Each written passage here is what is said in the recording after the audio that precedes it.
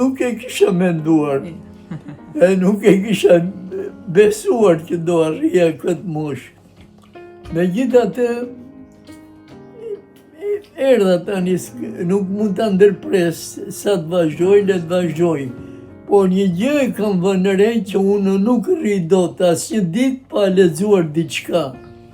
Qoftë edhe gjëra që i kam lexuar më përpara, sepse e quaj ushqim jetësor.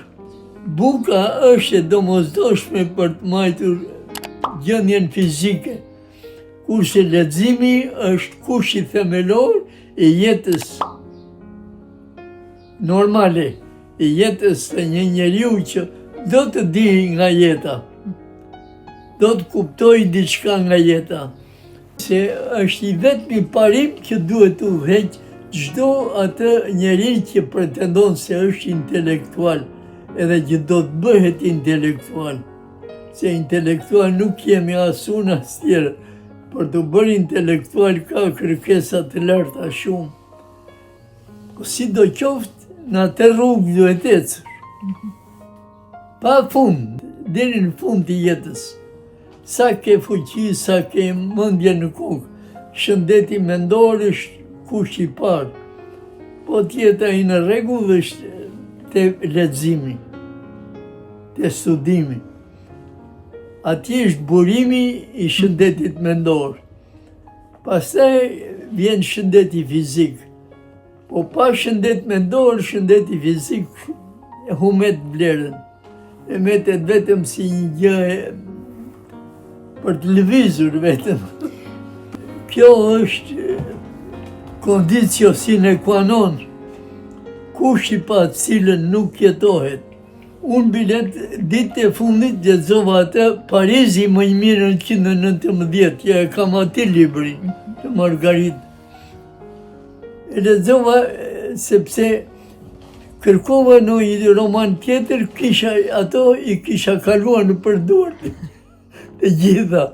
Atë kisha, kështu që nuk rri dot pa lexuar në asnjë mënyrë. Sepse e kam parim themelor të jetës.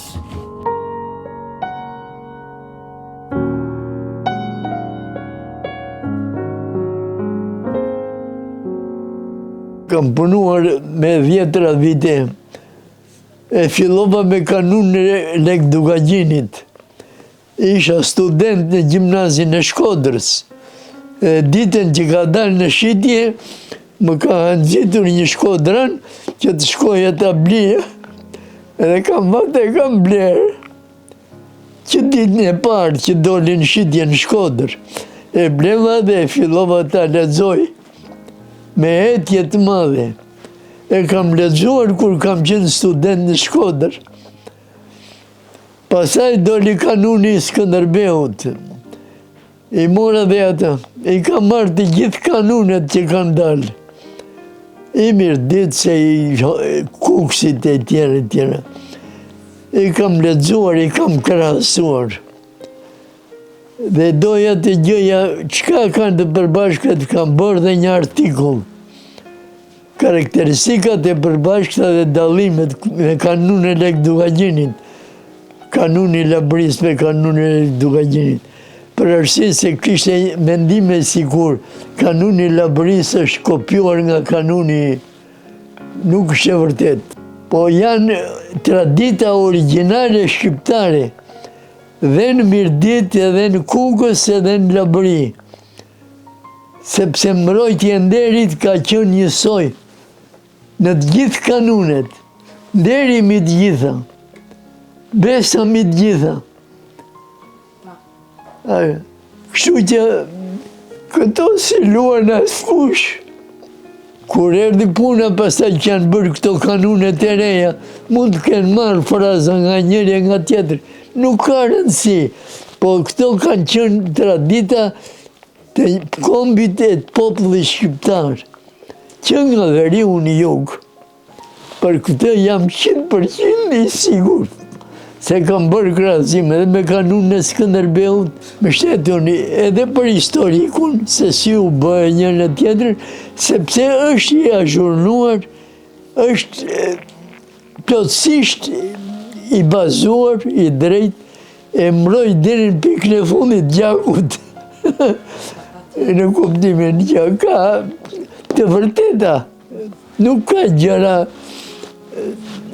të sajuara, të krijuara engas. Natyrisht, kërkoj falje për ato që nuk kam thënë, edhe që nuk kam bërë, po aq kam mundur, aq kam dhënë. Me këtë jam i kënaqur. Me këtë jam i kënaqur për arsye se është thënë aq sa mundet për të mirat edhe për vlerat. Se unë mbi të gjitha vlerësoj vlerat etiko-morale. Nderin, besën, respektin për mikun, pritjen për mikun. Këto janë vlerat pavdekshme. Si në kukës, në mirdit edhe në labëri, i gjën njësoj. Nuk ishtë mikun, po i gjën njësoj.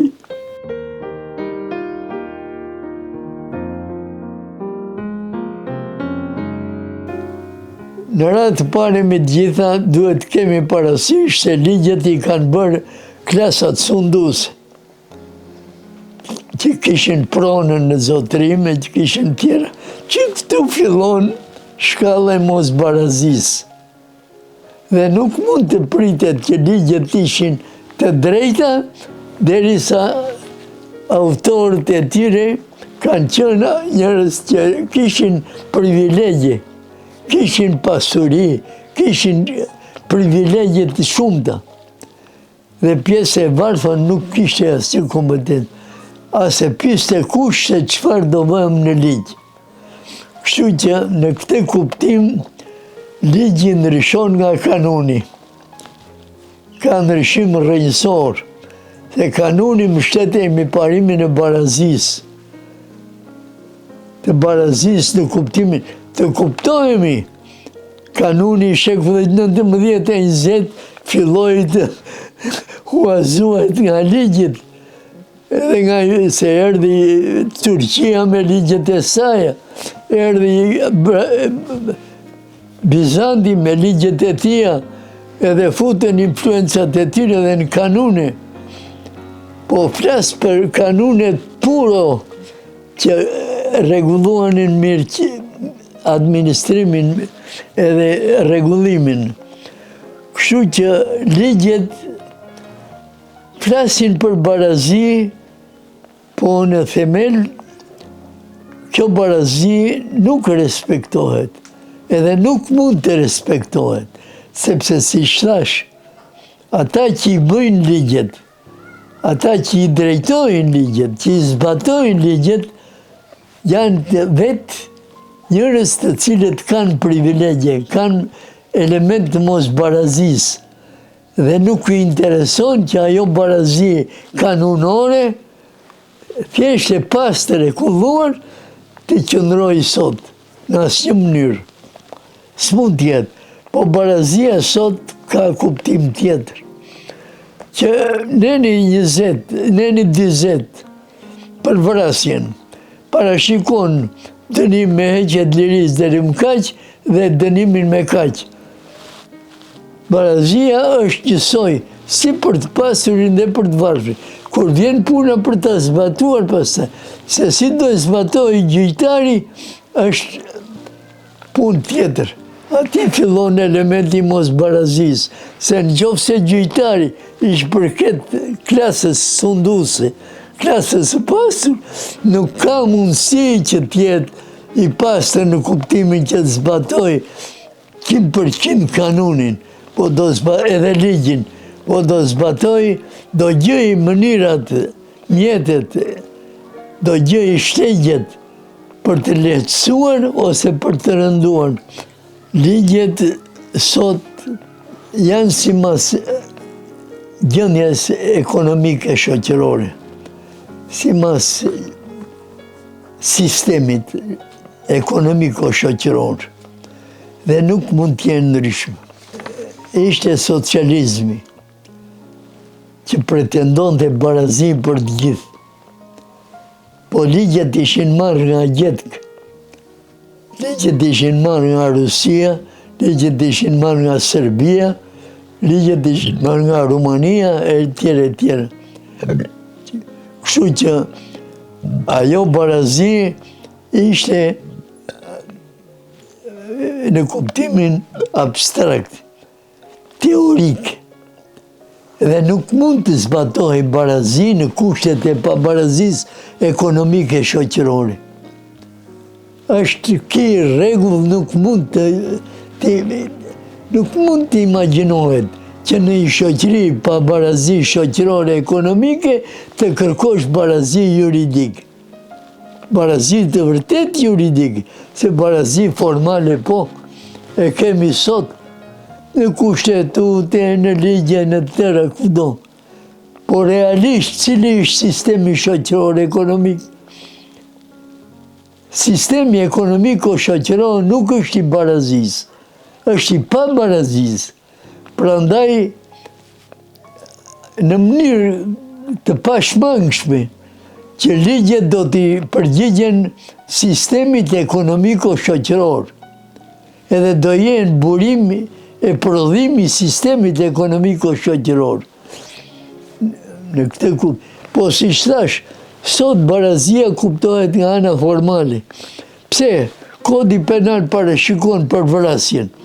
Minimumi 20 vjet, ose 25 vjet, ose me vdekje. Kështu që ka mundësi televizi, të mos japi 25, të mos japi me vdekje, po të japi 20 vjet. Edhe zbatoj barazin. Spaku vetë është i ligjshëm. Në konceptim, pse u krijua, si u krijua? U krijua mi bazat demokratike, mi bazat barazis demokratike. Po në themel, nuk ka mundësi të ekzistojë spak jashtë sistemit ekonomiko-shoqëror.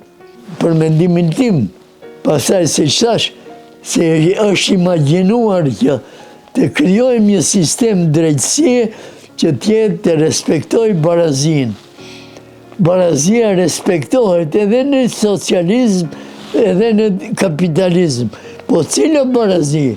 Ajo barazi që lëshqigje ligji, brenda kufive të ligji, që ligji thot, dënohet nga 5 deri 25. Nga 5 deri 25 ke mundësi të bësh drejtësi. T'japsh 10, t'japsh 15, t'japsh 20, edhe t'japsh dhe 25. Kështu që këto gjëra, personalisht kam mendimin se në asnjë mënyrë nuk duhet marrë të shkëputur sistemi i drejtësisë sot nga sistemi ekonomiko-shoqëror. Sistemi ekonomiko-shoqëror është në themel të sistemit të drejtësisë. Sistemi i drejtësisë i është lënë shtek me ligje që të bëj barazin brenda ligjit, po ligji sa i përgjigjet sistemit ekonomiko-shoqëror, kjo është çështje tjetër. Është një çështje më vete. Tani unë ju uroj sukses edhe ju falemnderit dhe për intervistën që erdhët e morët.